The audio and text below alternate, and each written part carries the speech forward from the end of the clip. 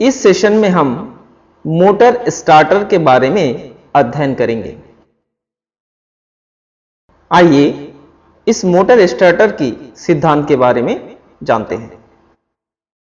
यदि आर्मेचर पर लगाया गया विद्युत वाहक बल कैपिटल ई तथा उसके चुंबकीय क्षेत्र में घूमने पर उसमें उत्पन्न प्रेरित विद्युत वाहक बल स्मॉल ई हो, तो आर्मेचर में बहने वाली विद्युत धारा I बराबर कैपिटल ई माइनस स्मॉल ई बटे कैपिटल R होगी। यहां कैपिटल R आर्मेचर कॉइल का प्रतिरोध है। जब हम मोटर स्टार्टर को स्टार्ट करते हैं उस समय उसमें प्रेरित विद्युत वाहक बल स्मॉल ई का मान 0 होता है, अतः सूत्र से उसमें बहने वाली विद्युत धारा का मान अधिक होता है। अब मोटर घूमना शुरू करता है। माना मोटर के घूमने का कोणीय वेग ओमेगा है, तो E समानुपाती ओमेगा होगी, यानी प्रेरित विद्युत वाहक बल E बराबर K ओमेगा होगी। यहां K एक समानुपातिक नियतांक है। E का मान समीकरण 1 में रखने पर I बराबर capital E minus K omega बटे R होगी। चूंकि शुरू में ओमेगा बराबर 0 होता है, अतः I मैक्सिमम बराबर E बटे R अधिकतम धारा होगी। इस तीव्र धारा से आर्मेचर क्षतिग्रस्त हो सकता है और यदि विद्युत पूर्ति एकाएक बंद हो जाती है तो आर्मेचर में प्रबल विद्युत वाहक बल उत्पन्न हो जाता है।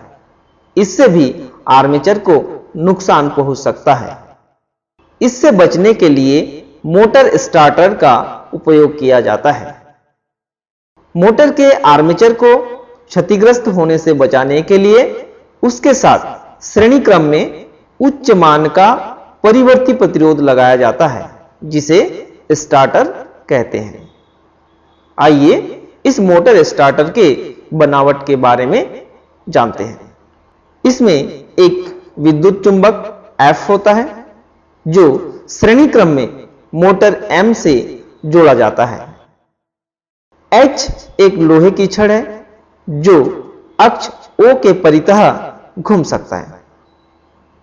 यह छड़ घूमते हुए श्रेणी क्रम में जुड़े प्रतिरोधों R1, R2, R3 व R4 को स्पर्श करती है।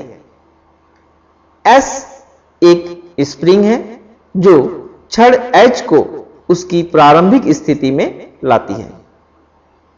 आइए इस मोटर स्टार्टर के कार्यविधि के बारे में जानते हैं।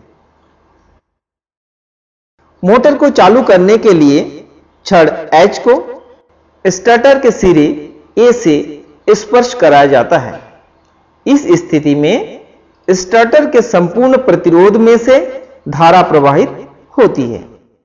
धारा प्रवाहित होने से विद्युत चुंबक F लोहे की छड़ H को अपनी ओर आकर्षित करता है।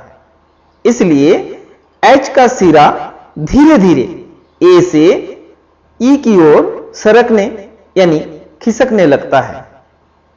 इस कारण से परिपथ का प्रतिरोध क्रमशः कम होने लगता है व परिपथ में धारा का मान क्रमशः बढ़ने लगता है। इसी दौरान मोटर की चाल भी बढ़ती है, जिससे प्रेरित विद्युत वाहक बल का मान भी बढ़ता है।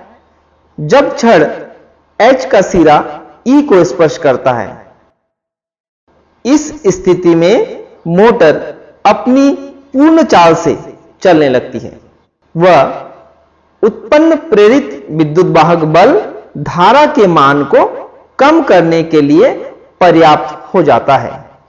जब मोटर को बंद किया जाता है तो विद्युत पूर्ति एकाएक बंद हो जाती है। इस स्थिति में विद्युत चुंबक R का चुंबकत्व धीरे धीरे समाप्त होता जाता है। वह स्प्रिंग S लोहे की छड़ को अपनी प्रारंभिक स्थिति में ले आता है।